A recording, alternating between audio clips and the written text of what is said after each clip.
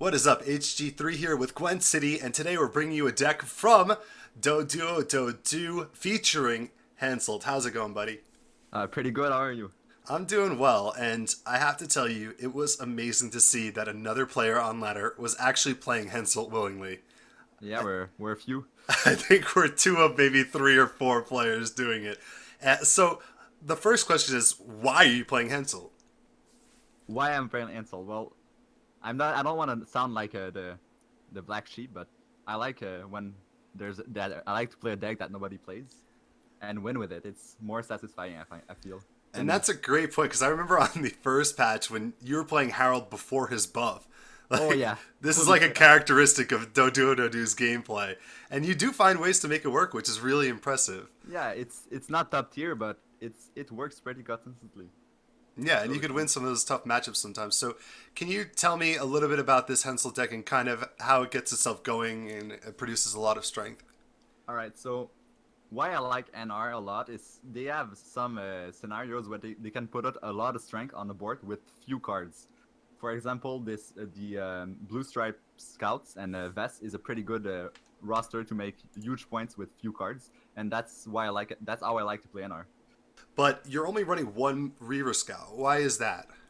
All right, so more than one River Scout is would feel pretty bad in this deck because even though I only run one River Scout, most of the time when I draw it late, I don't have cards to River Scout. So it's a early game, or if you're unlucky with your draws, you can use River Scout, but you should not put more than one in this deck because most of the time you're gonna pull all of your units before you can use a River Scout if you Oh, draw it late.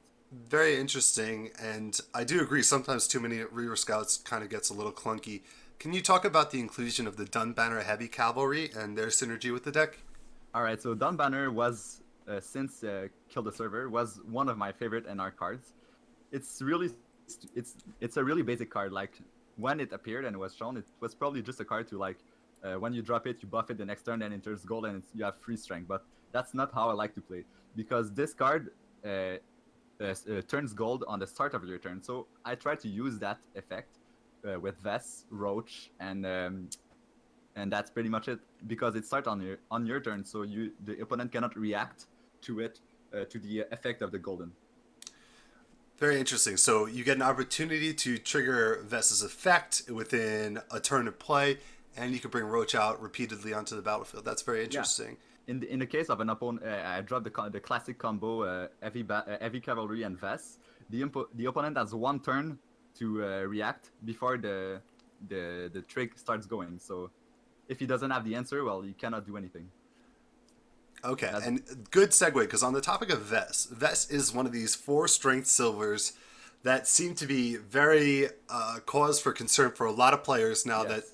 we have Marjorams in the metagame. How do you work around Marjorams with Vest? All right. So for sure, my drum versus vest is just a big problem for the deck. But it's not the thing is that vest is not the only win condition of this deck. So killing being vest being killed by my drum is not that big of a deal. It still be nice because vest is the main key to thinning your deck. But if she dies, you can still pull off the game without her. Um, for sure, there could be a replacement, but in this deck, I think vest is the best fit for this kind of build. And she's by far with the Blue Stripes Commando my favorite cards in NR. Okay, so it's like the situation where if you have it and they have a reason to deal with it or a way to deal with it easily, then they'll have to show it. Otherwise, you still have Roach coming out, so you still have a lot of potential in the back Yeah, end. The like other thing you notice when you're looking at this deck is the emphasis on the melee row. How do you deal with weather with so many units being played into the same row? all right, so the idea behind this deck is you have to win first round, sorry, and it's most of the time it's really easy to do because you dish out so much strength in a few cards that the opponent cannot react.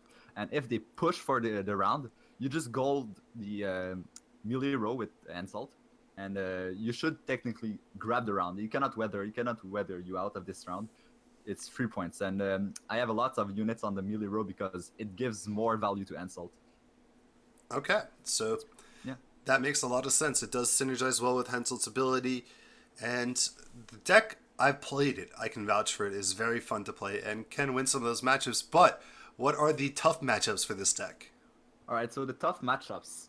Well, of course, Corytel is a tough matchup, but Tough matchup for everybody nowadays. yeah, it's a hard matchup for everybody. But for me, Scoretel is not that much of a trouble because winning round one with this deck against Scoretel is a guarantee. Like if you lose first round, I don't know how you do it. It's so easy to win because they cannot outpoint you basically, and their traps doesn't work versus this deck.